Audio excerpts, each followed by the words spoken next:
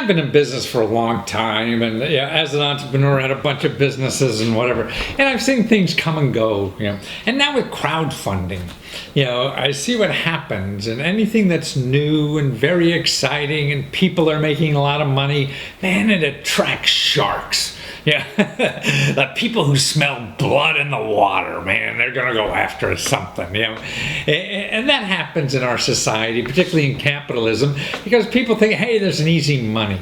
And what they play on easy money is when people don't know the facts, when people don't really know what they're doing, when the whole industry is so new, nobody knows what they're doing. So what happens, the sharks come in and they tell you, hey, we know how to make a lot of money at this, because they know you don't know. And really nobody knows, but they play on the fact that you don't know, and they're able to use their personality or clever words or whatever to get you to trust them and say, hey, just give me a lot of money and I'll help you make all this money that's out there, which is crazy. And the way they're doing that in crowdfunding now is because the platforms are free. For you to go out there and put your idea or project on a crowdfunding platform, that doesn't cost you anything, And then when you get money, you pay a small percent to the people at the platform. But marketing, getting your name out there, getting your idea out there, that's what takes effort, and nobody knows exactly how to do that. We all guess, and there's ways, and there's some simple rules to try, but nobody's certain. So people are out there say, hey, I know how to do that. You just give me a couple $1,000 and I'll make sure, you'll get that $1 million you want, and all this kind of stuff. I mean, they prey on people who don't have knowledge, and none of us do. So it's easy to get preyed on. You're not the only one. So in that, particularly advertising and social media and publications and getting your idea out there so blogs will write about it and other people, you don't want to go out and spending a lot of money before you know exactly what you're doing. And here, this next interview is a guy who has a service really that's very, very reasonable. I mean, $20, $30, you can start to learn this system instead of giving somebody thousands of dollars. He's a sweet guy. He's been in this for a long time, and he covers the crowdfunding industry. And his stuff now is crowdfunding PR. So how to get people to write it up. I mean, I believe in PR, because if you could get somebody to write you up for free, why pay an ad? But you can't spend thousands of dollars in trying to get somebody to write up, because you might as well do the ad. So that's the important thing. And also, the more you learn yourself about how to do it, the stronger of a business or an opportunity that you will make. Instead of hiring guns and very expensive to learn to do this for you, it may or may not be successful. There's no guarantees in anything. So the more you actually dig those ditches yourself and see who's interested in your product, because you contacting them themselves, these people yourself, is a better sell, because you're talking from your heart. The others are hired guns. They don't really know. And then you'll learn more about how to say something or how to do something, because you're getting instant feedback in your ear, not in somebody else's ear. So unless you have lots and lots of money and very little time, okay, throw your money and see what happens. But if not, start small, like with something like this, and learn it yourself. That's how to get strong. Is you learn it with yourself, because the magic is different for all of us, and we have to create our own magic by lending our own personality, our own interests, and what we're all about to the project. That's what makes it special, the more you put in of yourself. So watch this. Well, Sal Brigman, man, crowdfundingpr.org, and you're going to be the savior for anybody who wants to think about actually doing a crowdfunding program, because you're going to show them how to do publicity for next to nothing. I mean, all these experts out there, give me thousands of dollars and I'll help you get your crowdfunding site, get millions from, and they can't guarantee any of that. But you got a reasonable product, for next to nothing, that people can get, seen by media, people that will write you up, and maybe thousands of people will see you instead of just your buddy down the street that you sent a tweet to. Yeah, I mean, that's exactly right. And I'm really excited to share some of these exclusive tips with people. Happy to provide advice, and I just look forward to helping people launch their campaigns and be successful. But I mean, we talked about a year ago too, and so people could see the other interview from, it's Crowd Crux, and that site's really just to help people. So your heart is really trying to help people have successful campaigns, and I think you're, one of the few in the industry really sincere about. That's all you're interested in. You're not trying to scam people out a lot of money and, dreams and saying, hey, you can make $1 million if you hire me or something like that. Here for $25, you'll give them basic stuff just to make sure they're not missing the obvious. Because if you've done this the first time, man, you don't even know what the obvious is. Yeah, I mean, that's exactly right. The end goal is to help people have successful campaigns. Yeah. I think one of the best ways I can add value is on the PR front, just because that's not on most people's radar. Right. At least when I started, wasn't. Well, and I believe in publicity, man. I made millions and millions and millions of dollars because I found out when I was doing books before, when books were still sold on talk shows. I mean, I go around doing free publicity and, It's free advertising. Exactly. I didn't have to pay for it. Then when I start buying advertisement, I said, well, I could get on Letterman, and sit there for free for 10 minutes because I act crazy, or buy an ad for $50,000 for 1 minute. It's a no-brainer, Exactly. So why not use the media to get it for free instead of buying an ad? And that's what you're about. It's a little bit of a different technique, because when you're dealing with the media, you also need to create a story that's interesting for them. Yeah. And that's really what PR is all about. Yeah. That's sort of the trick behind it. Right. No, the average person who has a TV show or a blog or something doesn't want to say, hey, buy this thing or die, the way a salesman would say it. You have to say, well, we have a problem in our country with something, and this may solve it. You have to find a story behind it to get them interested, because they want to help people too. And that's their mission. Yeah.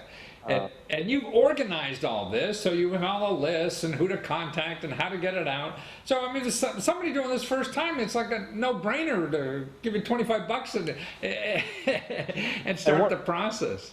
One of the really hard things too is when you're launching, say, a Kickstarter, an Indiegogo, it's hard to develop rapport with a potential new backer, and just being able to put these logos on your page saying, we've been syndicated on these sites. It just instantly builds a little bit of credibility in their eyes. Oh, you're right. I mean, if I had, I used to write a column for the New York Times Syndicate, so and be able to put that New York Times, I'm in the New York Times every month was terrific. So that's what you're doing, getting people in these syndicated places, so then they could put on their website or their campaign as seen in, these major media sources. That's exactly right. And it's also great too if a journalist, you're pitching someone, say at the New York Times, and they see the name of your company, they like the pitch, they put the name of the company into Google, they see all these sites that have been featuring you and have been writing about you. That's a really big asset too. It just shows that you're interesting. Well, I see a lot of people, I talk to people who run campaigns, and they tell me they get called by publicity people, PR people. Oh, you have a campaign, you need us. We'll charge you $5,000 or whatever. And so what's your philosophy on for a little guy primarily, starting out? Should they get involved in one of these big PR firms or not? Well, so a PR agency, what you're talking about, essentially their role would be to sell your story on your behalf to journalists, usually out of their own contact list. And they're going to be actively pitching and calling and emailing these journalists. And what you come to realize is it's really just sales. So this is something that you can do yourself. It takes a little bit of learning how to tailor a story, how to reach out to journalists, effectively create a news list, but it's something that little guys can do themselves. It's just a time investment.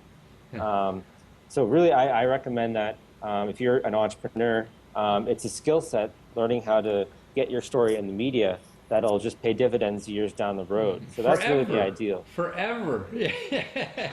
Because if you learn that skill, it's like, and I believe, I start a lot of businesses, and I find in our country, I spend 80-90% of my creativity trying to get people to know about what I'm doing, not actually doing the work.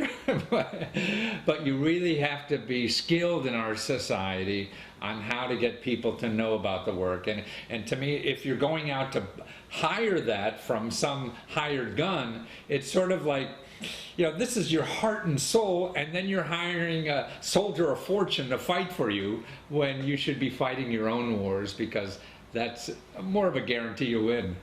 If you do, if you do want to go that route, there are a few ways to ensure that it's a bit of a better relationship. One is to try to find someone that is already involved in your industry, say that's 3D printing or music. They already are enthusiastic about those types of clients. The other is to structure the deal so that there's some money up front that they're going to be entitled to, but also based on the percentage of your success, they'll also get bonuses. And if you meet your goal and beyond that, they'll get other bonuses. So you really want to try to pull people into your vision and incentivize them to work hard. No, I mean, I used to run all my marketing that way on television. I could buy an ad, but then they had ads that they were, like the public service announcement kind of stuff. Well, you could use my ad and I'll give you half the money. So they say, if they made me money, then they make money. If they didn't make me money, and I think that at the end of the day, that's exactly what it is. A good relationship is where you're making money from the campaign, they're making money from helping you, and the platform's making money. And everyone's happy. Exactly. The backers get cool products, So. That's important. Well, I think you're great to be there, Sal, because you're an honest guy, and anything that's growing as fast as crowdfunding, it attracts sharks. I couldn't agree more. Especially in the crowdfunding industry, there's really a lack of knowledge. And a lot of these people are first-time entrepreneurs, and I've seen lots of people trying to scam them and contacting them on platforms, and the list is piling up of the companies that have shady tactics in that area. So you got to be careful. So when in doubt, don't spend money. Do it yourself. I would say too, a great way to, if you do have questions, is to ask a question on one of my forums.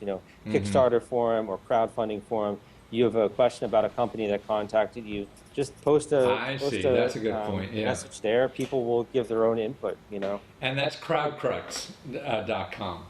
Crowdcrux is my blog. The two forums that I run are crowdfundingforum.com and kickstarterforum.org. I see. Wonderful. And the publicity, and there's a lot of free help there. I mean, on publicity, you have like 11 places everybody should know about doing publicity for your campaign. I mean, that's all your secrets. You're giving them away everything if they want to do it themselves right there, right? Exactly.